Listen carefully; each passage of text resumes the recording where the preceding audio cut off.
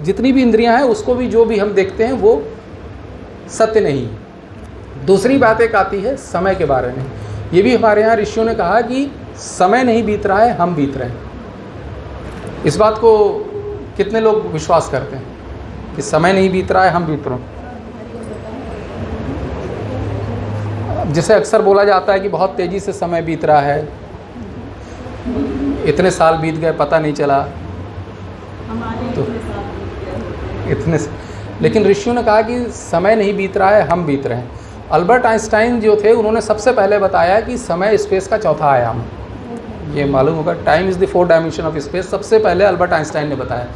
तो हम पहले उसके पहले 3 ही आयाम को जानते थे, चौथे आयाम के बारे में हमको जानकारी नहीं थी। तो जब अल्बर्ट आइंस्टाइन ने चौथे आयाम के बारे में बताया तो प्रश्न, आप में से जो लोग छात्र हैं विज्ञान के, उन्होंने तो पढ़ा होगा, स्कूलों में ही पढ़ाया जाता है कि चौथा आयाम है समय का, पढ़ा है?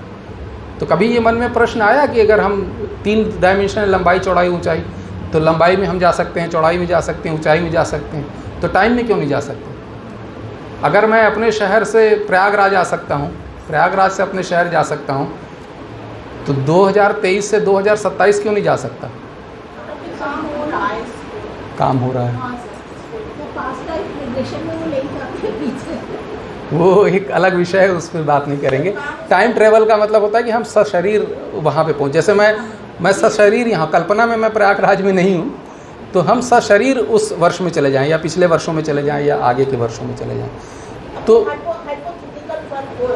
Time walker, time racer, time saver, इस तरीके से वर्ड यूज करके वो कर रहे हैं काम।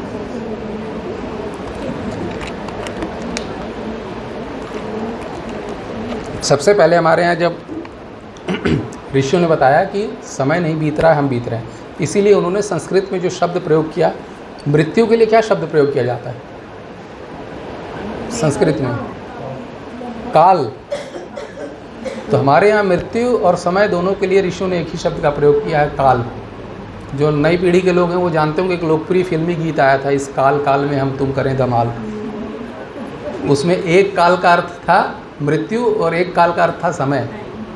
तो समय और मृत्यु दोनों के लिए ऋषियों ने काल शब्द का प्रयोग किया। इसका अर्थ ये है कि ऋषियों को ज्ञान था, जो अल्बर्ट आइंस्टाइन के बाद आधुनिक विज्ञान को समय के बारे में पता चलना शुरू हुआ।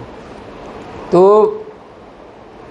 अगर हम देखने की बात करें पुराने समय के हमारे ज्ञान को, तो अल्बर्ट आइंस्टाइन ने 2 चीज़ें बताई कि time is the fourth dimension of space and time is relative. जो हम थ्योरी ऑफ रिलेटिविटी की बात करते हैं, समय सापेक्ष है और सबके लिए भिन्न होता है। लेकिन प्राचीन भारत में ये ज्ञान हमेशा से था और सबको इस बात की जानकारी थी। जैसे आप अगर देख लें, हम एकादशी मनाते हैं, जो दिवाली के बाद एकादशी मनाते हैं, उसको यहाँ पे क्या कहते हैं इस क्षेत्र में? देवोत्थान एकादशी कहते हैं या देव उठनी एकादशी कहते हैं। क्या मतलब हुआ इसका? देवता सो के उठ जाते हैं, तो सोते भी होंगे तभी तो सो के उठे।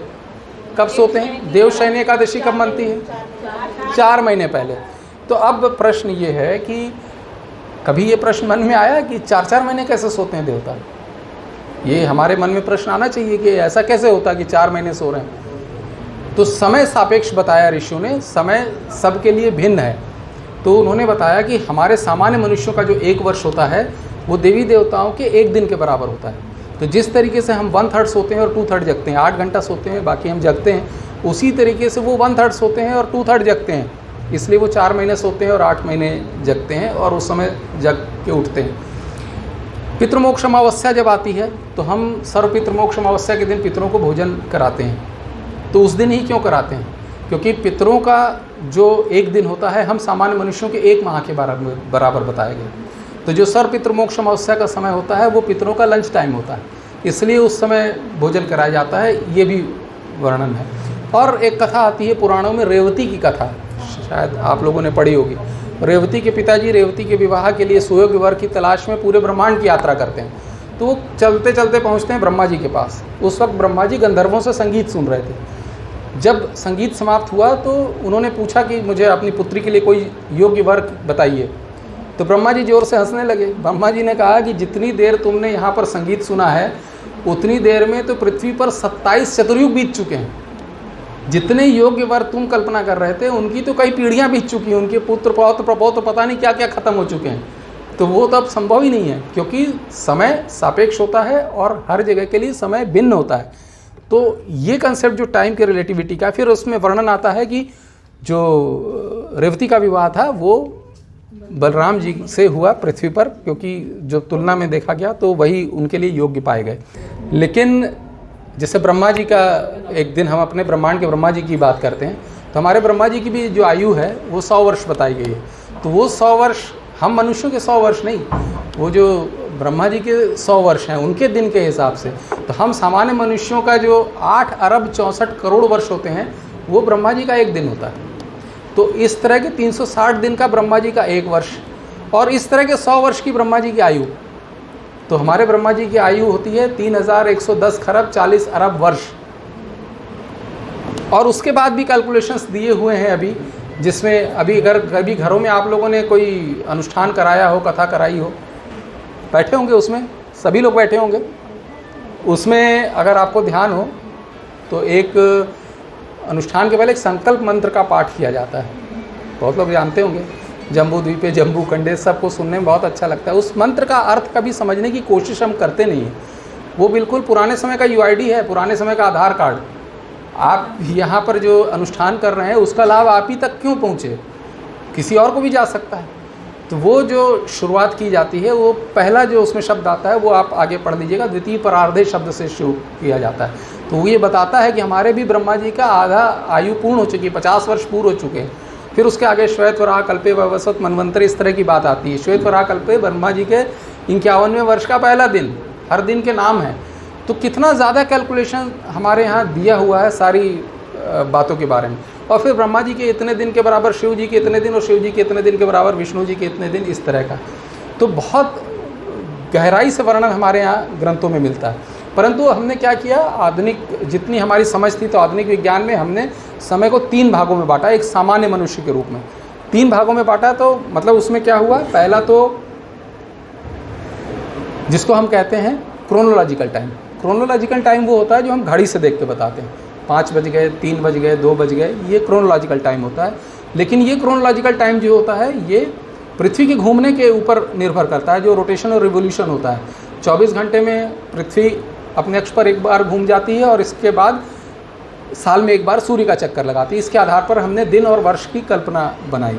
लेकिन यह भी हम कह सकते हैं कि स्थिर नहीं, फिक्स नहीं। फिक्स इसलिए नहीं है क्योंकि ये भी परिवर्तनीय है। परिवर्तनीय ऐसा है कि पृथ्वी के अपने अक्ष पर घूमने की गति भी धीरे धीरे बदल रही है, धीरे धीरे धीमी होती जा रही है। इसलिए पहले वर्षों पूर्व ऐसा वैज्ञानिकों ने देखा कि साल में 480 दिन होते थे, अब 365 दिन होते हैं, क्योंकि पृथ्वी के अपने अक्ष पर घूमने की गति धीमी होती जा रही है। तो ये समय परिवर्तनीय है। दूसरी अगर हम बात करते हैं तो दूसरा टाइम आता है बायोलॉजिकल टाइम।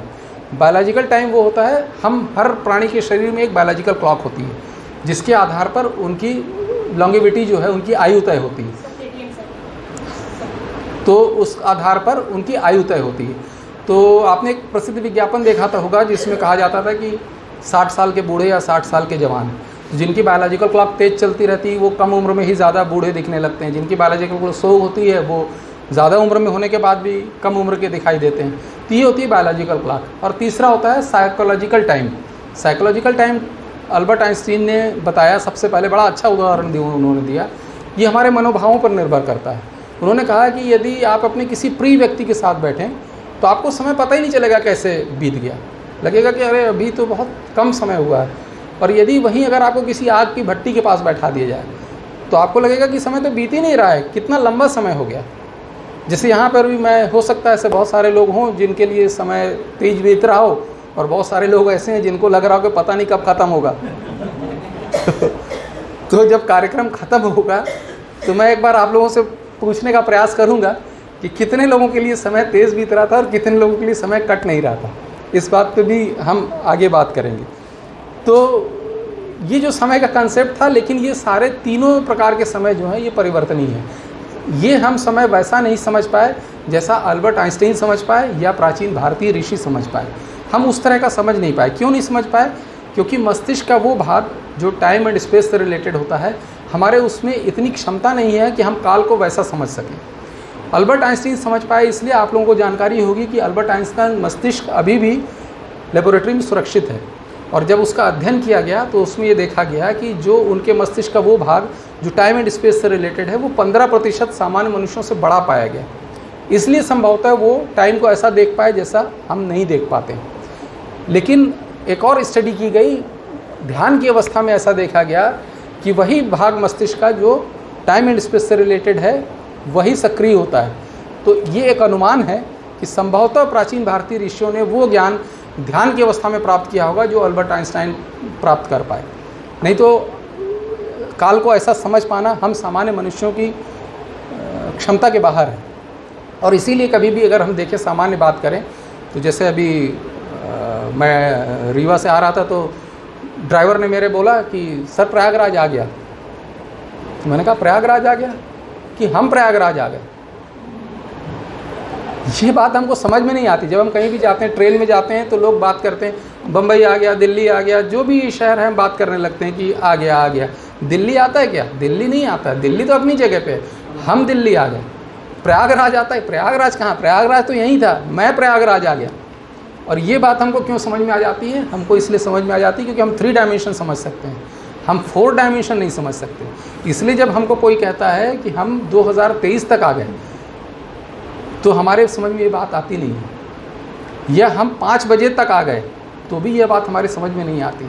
लेकिन ये बात प्राचीन भारतीय ऋषियों ने समझी और अल्बर्ट आइंस्टाइन जैसे वैज्ञानिकों ने समझी, और ये बात अब प्रमाणित भी हो रही है। और इसके साथ साथ जब अल्बर्ट आइंस्टाइन ने बताया कि ये सापेक्ष भी है, जैसा अभी हम बात कर चुके कि हमारे यहाँ देवी देवताओं, पितरों के और सबके मनुष्यों के दिन भिन्न बताए गए हैं, और ईश्वर को समय से परे बताया गया है, कालातीत बोला गया कि वो समय से परे है, इनकी सीमाओं से परे। तो अब ये कह सकते हैं कि इस सापेक्षता का हमारे लिए क्या उपयोग? तो ये भी उपयोग मैं अभी आपको बताना चाहूँगा। अभी सभी जगहों पे, जैसे मैं यहाँ पहली बार आया तो ड्राइवर ने कहा कोई बात नहीं, हम गूगल मैप उपयोग कर लेते हैं, उससे पता चल जाएगा लोकेशन एग्जैक्ट कहाँ पे हमको जाना है। तो गूगल मैप तो आज हर मोबाइल में उपयोग हो रहा है, हम बाइक में यूज़ कर रहे हैं, सभी जगहों पे उपयोग कर रहे हैं। तो गूगल मैप कैसे काम करता है? कोई बता सकता है? जो युवा पीढ़ी में से कोई कैसे काम करता है? सैटेलाइट्स का सिस्टम है। हाँ, तो जीपीएस सिस्टम जो है वो सैटेलाइट्स का एक लिंक है, नेटवर्क है कनेक्टिंग, जो पृथ्वी पे हमारी लोकेशन एग्जैक्ट कैलकुलेट करके बता देता है। लेकिन ये तब हो पाता है जब यहाँ से सिग्नल जाता है, वहाँ से सिग्नल आता है। ये सब जो भी हम पहले बात कर रहे थे कि इस सब प्रोसेस में भी टाइम लगता है, और सैटेलाइट्स की भी अपनी गति है, और बहुत सारे फैक्टर्स काम करते हैं जो उस समय को परिवर्तित करते हैं। तो वो जो सारे कैलकुलेशन हैं जो अल्बर्ट आइंस्टाइन ने बताए, वो सारे के सारे कैलकुलेशन इस हमको कैलकुलेशन में ऐड करना पड़ते हैं। यदि वो हम नहीं करेंगे तो पृथ्वी पर हमारी लोकेशन बिल्कुल बदल जाएगी और पृथ्वी पर बहुत दुर्घटनाएं हो जाएंगी। तो ये जो कंसेप्ट है टाइम का, ये हमारे यहाँ आज उपयोग हो रहा है। तो ये सब बातें जो अल्बर्ट आइंस्टाइन के बाद से आधुनिक विज्ञान कर रहा है, ये प्राचीन भारतीय ज्ञान में हमेशा से रही है। दूसरी एक बहुत महत्वपूर्ण जो विषय अभी पिछले कुछ वर्षों से लोकप्रिय हुआ है वो योग के बारे में।